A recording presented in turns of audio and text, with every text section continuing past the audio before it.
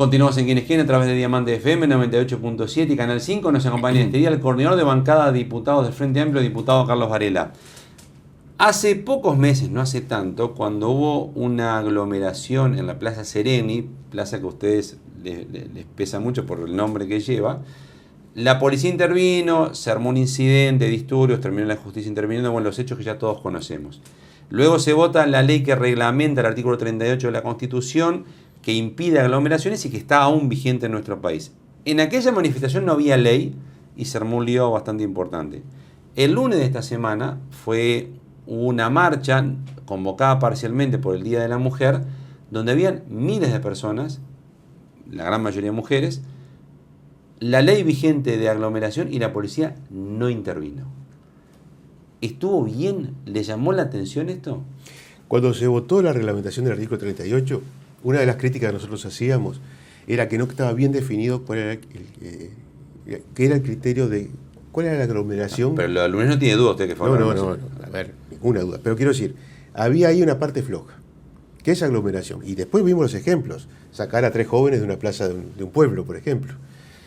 O no reprimir, y hablo de reprimir no violentamente, parar aglomeraciones que se dieron en algunos lugares del este del país. Otras sí.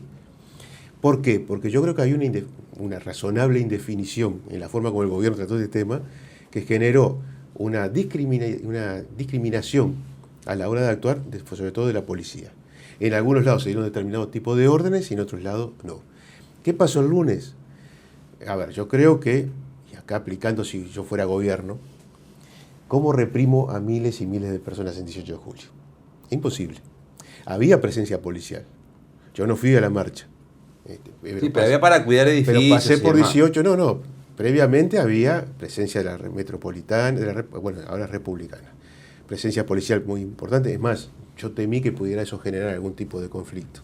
Pero claro, cuando uno ve el volumen de esa manifestación, no la puede reprimir, salvo que quiera cometer un disparate desde el punto de vista. O sea, no se podía. Entonces, contra eso, dice usted. Yo creo que no se puede. Contra ese tipo de situaciones no se puede. ¿Fue irresponsable lo del lunes? Yo no sé si fui responsable. Yo creo que es natural. 8.000 casos, 800 contagios por día. A ver, ahí uno tiene que confiar en lo que confiaba el presidente. La libertad responsable. En la libertad responsable. No le salió. Y no sale. Porque la libertad responsable... O sea, fue la libertad irresponsable. No, a ver, la libertad responsable, que es parte del concepto de libertad que maneja el presidente, y es una concepción ideológica, que yo en algunas partes comparto y otras no, porque en realidad es otra cosa, es liberalismo. Funciona cuando hay una situación como el principio de marzo del año pasado, que había cierta actitud de temor, de incertidumbre, etcétera, etcétera, y cada uno asumió su responsabilidad. Pero cuando se libera, y vuelvo a lo que estábamos hablando, cuando todo el mundo sale en verano, cuando todo el mundo empieza a hacer vida normal, y es muy difícil que después no se vaya a manifestar. Pero ¿por qué no fue irresponsable el lunes? Con todo lo que estamos viendo en el peor momento de la pandemia. A ver, yo voy a decir, yo no hubiera ido. Sí, no fue de hecho. No fui, pero por otras razones. Pero yo igual no hubiera participado. Está. Por un tema no solo de cuidarme, de cuidar a los demás. Y sinceramente a mí me sorprendió la cantidad de gente. Sabíamos que iba a haber muchas convocatorias. Me parecía que era muy inteligente lo que se había decidido, que eran convocatorias descentralizadas. Porque aparte... Eran pequeños grupos. Habíamos tenido experiencias el 20 de mayo. El 20 de mayo no se convocó y se aceptó y se acató. Veníamos con antecedentes. ¿Por qué? Porque se tomó una decisión que a mí me pareció inteligente. O sea, ¿hicieron un daño al estado sanitario del Uruguay? Ojalá que no. Pero parece que sí. Ojalá que no. Yo, la mayoría de la gente que vi por imágenes tenía tapaboca. Obviamente no había distancia ninguna recomendada, aunque eso de la distancia a esta altura, cuando al inicio de las clases, ya nomás en las escuelas, liceos, la distancia no existe. A mí no me vendan que la distancia existe, porque una cosa son los bancos separados, otra cosa es el recreo o la entrada y la salida. Pero ojalá que eso no genere un incremento de por lo menos fue un error entonces. Pero no, lo que nos tiene que alertar... ¿Por lo menos fue un error la marcha del 8 de marzo de este año? Yo lo interpretaría que sí, en esa marcha, no las otras actividades que sí, pero esa sí fue un error. Yo no lo hubiera convocado. Ahora, no sé cómo, fue más que una autoconvocatoria que una convocatoria, porque las organizaciones feministas, en su mayoría, y las organizaciones sociales convocaron a otro tipo de actividades. ¿Es una actitud egoísta hacia el resto de los uruguayos esa marcha en particular? Yo no creo que nadie que haya ido a esa marcha haya tenido ese concepto de egoísmo o de perjudicar. Creo que sintieron la necesidad de expresarse de esa manera. Pero no midieron lo otro. Y eso hay que tomarlo también en cuenta porque se vienen otras instancias. Se viene otro 20 de mayo, se viene el 1 de mayo, se vienen muchas cosas que si bien ahí sí hay organizaciones, yo diría, más fuertes que organizan, está también la espontaneidad. Y no olvidemos que tenemos una sociedad que está cansada de muchas cosas, que está agotada, que está empezando a sufrir situaciones sociales críticas, y tal vez se manifiesten o también... sea, el presidente y el ministro del Interior tuvieron bien esta vez. Usted hubiera hecho exactamente lo mismo. Sí, yo creo que el Ministerio del Interior no podía reprimir esa marcha. No podía. Hubiera sido dramático desde todo punto de vista. Así que en ese sentido, yo no criticaría Esta estuvo bien. Interior. Yo no lo criticaría. Otro de los temas que en estos días ha tomado notoriedad es lo que pasó en Cancillería. El ministro de Relaciones Exteriores, Francisco Bustillo, tuvo un almuerzo con el ministro de Economía que le costó más de 35.000 pesos. Una vez que un diputado del Frente Amplio lo denuncia, el ministro dice que fue un error, que en realidad lo quiere pagar él.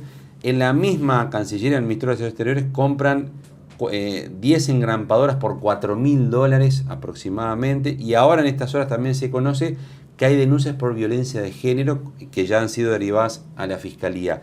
¿Ustedes piensan tomar algún tipo de acción respecto al Ministerio de Relaciones Exteriores? A ver, varias cosas. Primero, que haya un gasto importante en un almuerzo en Cancillería no debe ser el primer caso.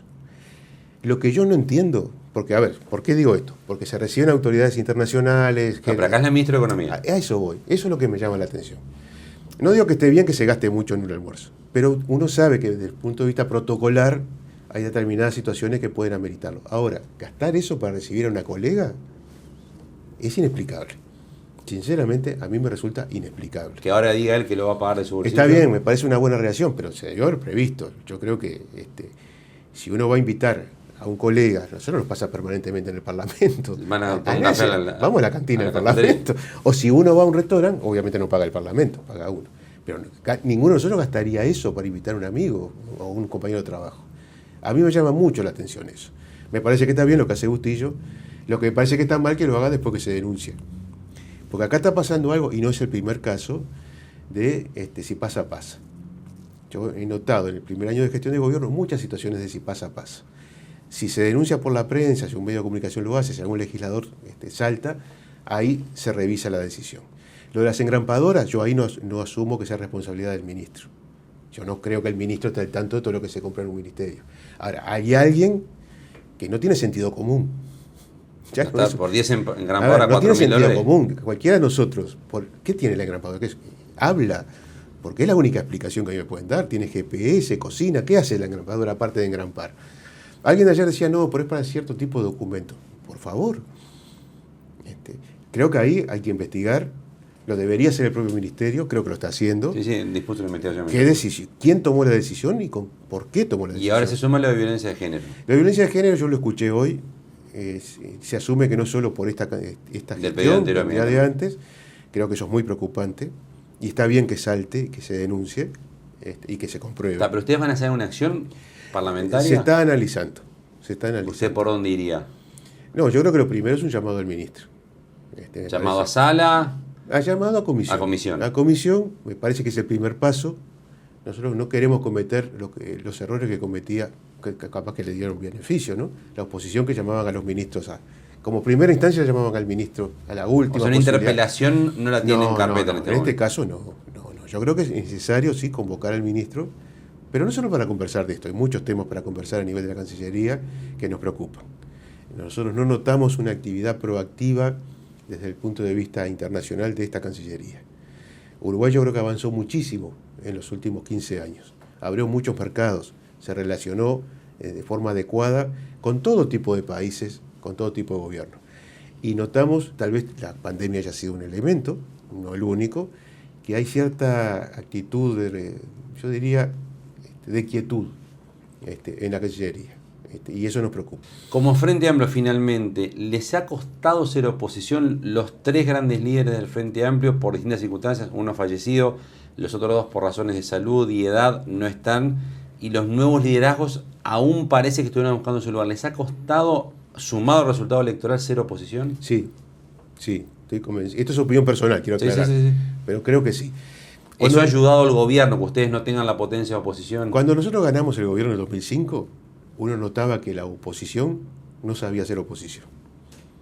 A nosotros nos costó ser oficialismo, lo debo decir. Pero era explícito esto, ellos te lo decían. A nosotros nos pasó lo mismo. 15 años de gobierno genera determinadas actitudes, determinada conducta, determinada cultura de funcionamiento que no se modifica de un día para el otro. Y nos llevó tiempo. ¿Están sin liderazgo ustedes en este momento como partido? A ver, los liderazgos históricos están en transición.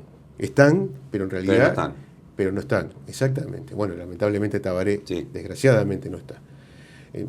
Mujica ha tomado una decisión que es apartarse de la vida parlamentaria, pero él mantiene su vida política, aunque más atenuada.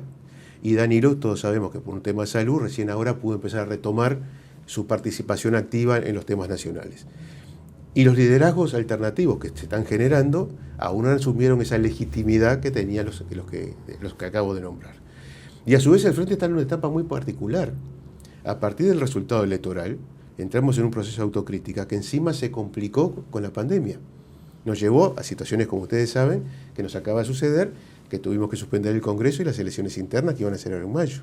Lo cual estiró todo ese proceso de renovación de autoridades. ¿No tienen claro hacia dónde van como partido, como estructura partidaria? ¿Les está costando entender hacia dónde van? No, yo creo que saber hacia dónde vamos, sí. El problema es que si uno no tiene ya definidas las autoridades y no tiene una estrategia para los próximos 4 años que es fruto del resultado final de la autocrítica, eso dificulta todo. ¿Eso dificultaría que puedan tener chances para la elección que viene? No, porque las chances van por otro lado. Primero, por lo que haga el gobierno nacional.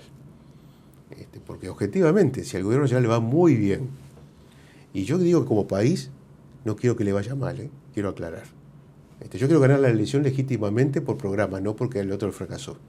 Porque cuando un gobierno fracasa, fracasamos todos. ¿Pero nosotros. sienten que se le han hecho muy fácil ustedes al gobierno en este año? No, yo no creo que se lo hayamos hecho fácil nosotros. Creo que la pandemia se lo hizo fácil, aunque sea contradictorio. ¿Pero ustedes al no tener claro el rol de opositor no se la facilitan? En los primeros meses nos pasó eso. Después empezamos como a centrar el objetivo. ¿Por qué nos pasaba al principio?